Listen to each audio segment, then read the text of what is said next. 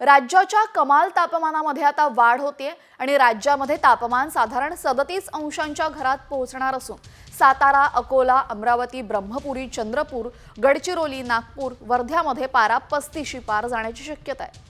कोल्हापुरात उच्चांकी 37.3 अंश सेल्सिअस तापमानाची नोंद झालेली आहे, तर निफाडमध्ये नीचांकी 7.2 अंश सेल्सिअस तापमानाची नोंद झाली आहे।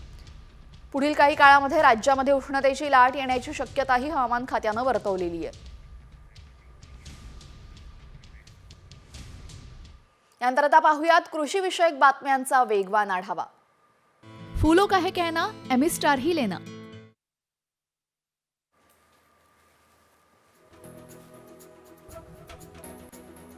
नांदेडमध्ये शिर्डी गुलाब आणि डच गुलाबाला मोठी मागणी वाढलेली आहे। व्हॅलेंटाईन डेच्या पार्श्वभूमीवर बाजारपेठ गुलाबांच्या फुलांनी सजलेली आहे। तसंच या फुलांना 110 ते 130 किलो दर मिळत असल्याने शेतकऱ्यांनी समाधान व्यक्त केलेले आहे।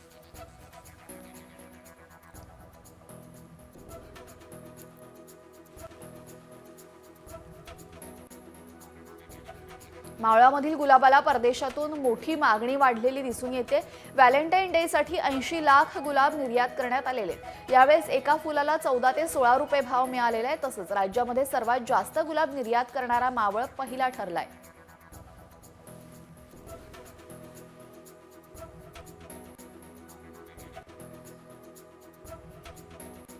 खानदेशात यंदा सूर्यफुलाची पेरणी 4000 हेक्टरवर झालेली आहे। गेले 4 ते 5 वर्ष अपवाद वगळता पेरणी होत नव्हती, परंतु यंदा पेरणी वाढलेली आहे। खानदेशात अनेक राज्यामध्ये शेतकरी सूर्यफुलाकडे वळालेत।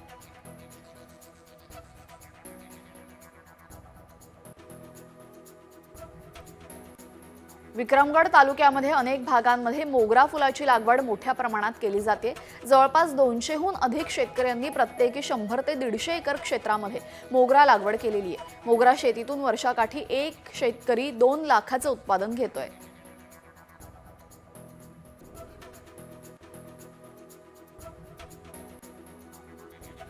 मागील 6 महिन्यांपासून आल्याच्या दरामध्ये सतत घसरण होते।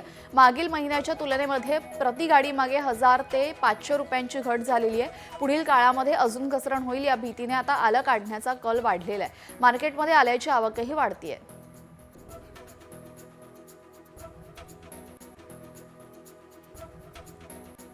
सध्या बाजारामध्ये वाटाण्याची मागणी घटलेली आहे, मात्र आवक चांगली होत असल्याने 15 दिवसांमध्ये वाटाण्याच्या भावात निम्म्याने घट झाली आहे। घाऊक बाजारामध्ये किलोला 50 रुपये भाव मिळणारा वाटाणा आता 25 ते 30 रुपये प्रति किलो भाव मिळत असल्याची माहिती व्यापाऱ्यांनी दिलेली आहे। बाजारातील गवारची आवक कमी असल्याने भाव टिकून आहेत।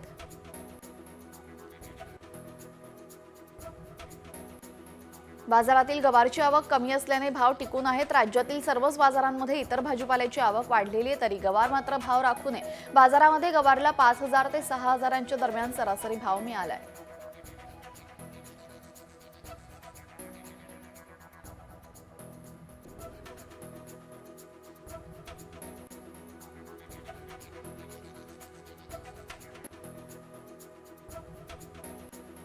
धाराशिव जिल्ह्यातील 12 साखर कारखान्यांमध्ये एकूण 23,27,000 टन ऊसाचं गाळप झालेलं आहे। त्यामधून 15,16,000 क्विंटल साखरेचं उत्पादन निघालं। रांजणीच्या नॅचरल शुगरनं सर्वात जास्त 4,11,600 टन ऊसाचं गाळप करून जिल्ह्यामध्ये आघाडी घेतली आहे।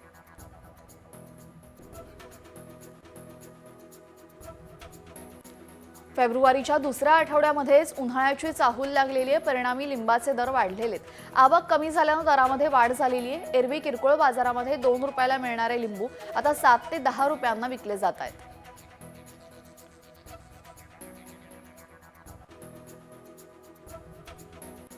वाशिम जिल्ह्यामध्ये मागील 15 दिवसांपासून संत्रा तोडणीला वेग आलेला आहे। शेतकऱ्यांकडून संत्रा बागांची तोड सुरू असून मध्य प्रदेशातून मोठ्या संख्येने मजूर आलेत। त्यांना दररोज 300 ते 500 रुपये मजुरी दिली जात असून व्यापाऱ्यांना खरेदीसाठी सुद्धा जिल्ह्यात दाखल झालेले।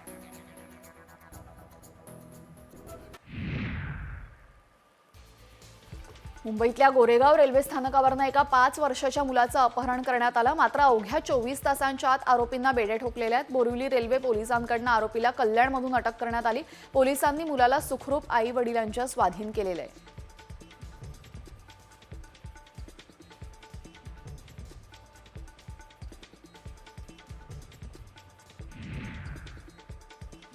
भरधाव एसटीचा अपघात सीसीटीव्हीत कैद झालेला आहे. पनवेल तालुक्यातील कोण गावातील फाट्याजवळ भरधाव एसटी एका झाडाला धडकली. चालकाचा बसवरील नियंत्रण सुटल्याने अपघात झाला. या अपघातामध्ये बसमधील चौघे जखमी झाले.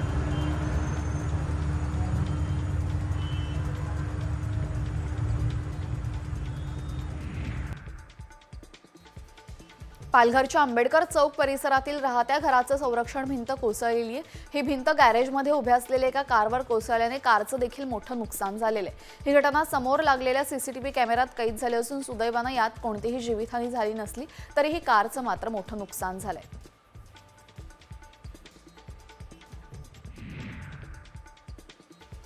कोल्हापुरातल्या कळंबा येथील श्रद्धा हॉस्पिटलमधील अवैध गर्भलिंग निदान आणि गर्भपात करणाऱ्या रॅकेटचा कोल्हापूर जिल्हा परिषदेच्या आरोग्य विभागानं पर्दाफाश केलेला आहे. तसेच गर्भपाताच्या गोळ्यांची विक्री करणाऱ्या 2 महिलांनाही वरगणे पाडणी येथून अटक करण्यात आलेली आहे. संशयितांकडून गर्भपाताच्या गोळ्या जप्त केलेल्या आहेत. कल्याणमधील शीळ रोड इथं एका जमिनीच्या वादातून मोठा गदारोळ झाल्याची माहिती मिळते. जमिनीच्या मालकी हक्काचा वाद असल्याची प्राथमिक माहिती आहे. तर या जमिनीच्या वादावरून शेतकरी कुटुंब आणि बिल्डर आमने-सामने आले. जमिनीवर शेतकरी कुटुंबीय आणि बिल्डर या दोन्ही गटाने आपला दावा केलेला आहे.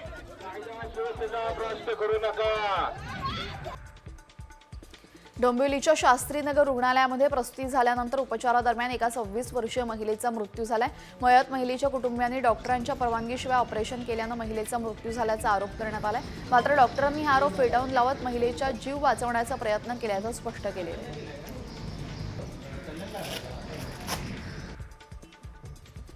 जळगावच्या पारोळा शहरामध्ये मोकाट कुत्र्यांनी तब्बल 15 जणांना चावा घेतलेला आहे. त्यामुळे नागरिकांमध्ये मोठी भीती पसरलेली आहे. तर पालिकेने या मोकाट कुत्र्यांचा तात्काळ बंदोबस्त करावा अशी मागणी केलेली आहे. गेल्या अनेक दिवसांपासून पिसाळलेल्या मोकाट कुत्र्यांनी हौदोस घातलाय.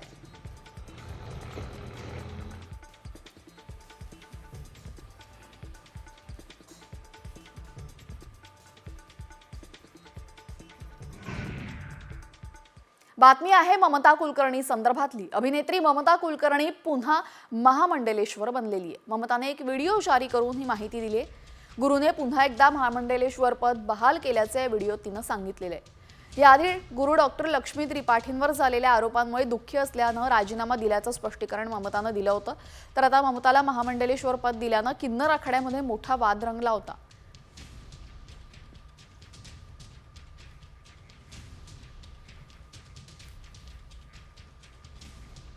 यानंतर देशासह राज्यातल्या महत्त्वाच्या घडामोडींचा आढावा घेऊयात वेगवान स्वरूपात. सरकारकडनं विविध विभागांच्या खर्चाला कात्री लावण्याची तयारी सुरू झाली आहे.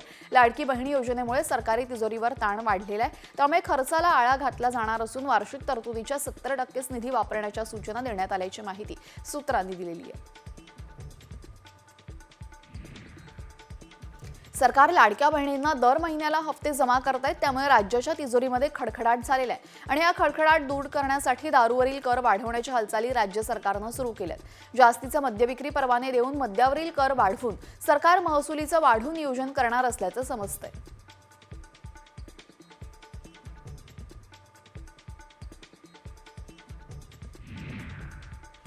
हायस्पीड इंटरनेट सेवा देणाऱ्या FWA साठी एअरटेलतर्फे नोकियाला कंत्राट देण्यात आलेलं आहे. या व्यवस्थेनुसार नोकियातर्फे एअरटेल FWA आणि वायफाय ॲक्सेस पॉईंट दिले जाणार आहेत. त्यामुळे आता फायबर कनेक्टिव्हिटी नसलेल्या ठिकाणी उच्च दर्जाची ब्रॉडबँड सेवा एअरटेलला देता येणार आहे. एकाच वेळी 2 घरांसाठी सेवा वापरता येणार आहे. म्हाडाच्या वतीने अंबरनाथमध्ये 2 गृहप्रकल्प उभारण्यात येणार आहे. म्हाडा अंबरनाथ पश्चिमेतील कोहोज कुंटवली आणि शिवगंगा नगर इथं गृहनिर्माण प्रकल्प विकसित करण्याची योजना आखलेली आहे. यामध्ये आर्थिकदृष्ट्या दुर्बल घटक आणि मध्यम उत्पन्न गटासाठी ही घरं उपलब्ध आहेत. मुंबईमध्ये सर्वसामान्य घरांचं स्वप्न आता साकार होणार आहे. कारण PM आवास 2.0 योजनेला सुरुवात झालेली आहे. सर्वसामान्य नागरिकांना परवडणाऱ्या घरांचे स्वप्न साकार करण्याच्या उद्देशाने राज्य सरकारने प्रधानमंत्री आवास योजना 2.0 ची अंमलबजावणी करण्याचा महत्त्वपूर्ण निर्णय घेतलेला आहे. मुंबई गोवा महामार्गावरील बहुचर्चित कशेडीच्या दुसऱ्या बोगद्यातील 10 पंखे बसवण्याचं काम जवळपास पूर्ण झालेलं आहे. मात्र बोगद्यामध्ये लागणाऱ्या विजेसाठी 80 लाखांची अनामत रक्कम भरावी लागणार आहे. त्यासाठी 15 दिवसांचा कालावधी लागण्याची शक्यता आहे. तर कशेडीच्या दुसरा बोगदा शिमग्यापर्यंत सुरू होईल का असा प्रश्न कोकणामध्ये जाणाऱ्या चाकरमान्यांनी विचारलेला आहे. एका बाजूला ट्रॅक्टर विक्रीमध्ये आणि निर्यातीमध्ये वाढ होते, तर दुसऱ्या बाजूला सलग दुसऱ्या वर्षातही ट्रॅक्टर उत्पादन 10 लाखांच्या खालीच राहिलेले. गेल्या वर्षी ट्रॅक्टर विक्री काहीशी घटल्याने त्याचा उत्पादनावरही परिणाम झालेला आहे.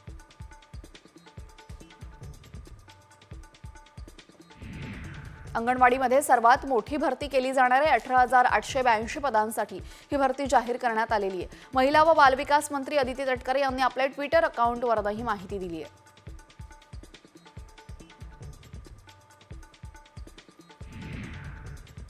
सावित्रीबाई फुले पुणे विद्यापीठाविरोधात विद्यार्थ्यांनी आंदोलन केलेलं आहे. विद्यापीठामध्ये अनागोंदी कारभार सुरू असल्याचा आरोप करत अखिल भारतीय विद्यार्थी परिषदेने महाआक्रोश मोर्चा काढलेला आहे. 61 प्रकारच्या विविध मागण्या या विद्यार्थ्यांनी केलेल्या आहेत.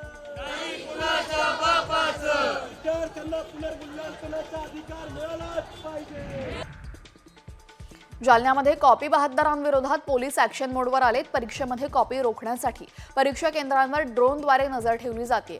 जालन्यामध्ये इंग्रजीच्या पेपरला 9 कॉपी बहाद्दरांवर तर हिंदीच्या पेपरला 2 कॉपी बहाद्दरांवर कारवाई करण्यात आली. यामुळे परीक्षा केंद्रांवर ड्रोनद्वारे आता नजर ठेवली जाते.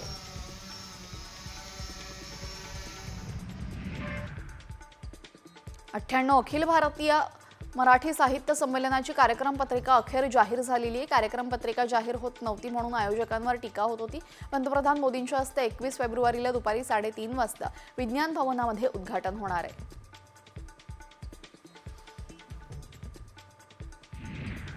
पुणे जिल्हा सहकारी दूध उत्पादन संघाच्या अध्यक्षपदाचा भगवान पासलकर आणि उपाध्यक्षपदाचा भाऊ धोंडे देवागडे यांनी राजीनामा दिल्यामुळे सर्वत्र 2 रिक्त पदांसाठी निवड करण्यात आलेली आहे. या सभेमध्ये अध्यक्षपदासाठी संचालक स्वप्नील बाळासाहेब ढमढेरे आणि उपाध्यक्षपदासाठी मारुती दत्तात्रय जगताप यांची निवड झालेली आहे.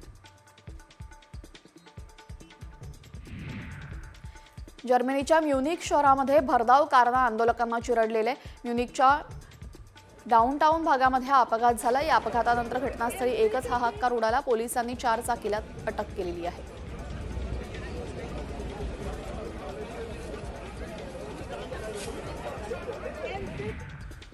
काही बोटावर मोजण्या एवढे लोक आहेत जे आरोपींचं समर्थन करतात. मात्र जेव्हा त्यांच्या जीवावर बेतेल तेव्हा त्यांना कळेल असा इशारा संतोष देशमुख यांचे बंधू धनंजय देशमुखांनी दिलाय. तर बीडमध्ये गुन्हा केल्यानंतर गुन्ह्याची नोंद होत नाही. खूप मोठ्या प्रमाणावर चळवळी उभ्या केल्या तरच त्याची दखल घेतली जाते असं ते म्हणाले. भाजपा आमदार सुरेश धस यांनी अजित पवारांची भेट नाकारल्याची चर्चा आहे. आमदार सुरेश धस डीपीडीसीतील घोटाळ्यावरनं अजित पवारांची भेट घेणार होते. मात्र अजित पवारांनी त्यांना भेटीसाठी वेळ दिली नसल्याची माहिती आहे. गेल्या 5 वर्षातील डीपीडीसीतील घोटाळ्यांच्या चौकशीच्या मागणीसाठी ते अजित पवारांची भेट घेणार होते.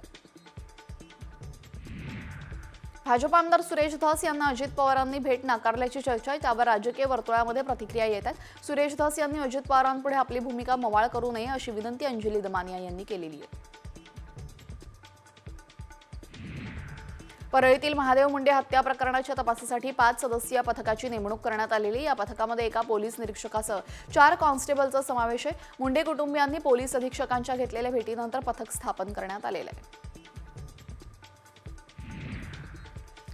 संतोष देशमुख यांचा भाऊ धनंजय देशमुख यांनी अशोक मोहिते यांची भेट घेतली. अशोक मोहिते यांना सरपंच हत्या प्रकरणातील फरार आरोपी कृष्णा आंधळे यांच्या मित्राकडून बेदम मारहाण करण्यात आली होती. या मारहाणीमध्ये मोहिते गंभीर जखमी झाले असून लातूर रुग्णालयामध्ये उपचार सुरू आहेत.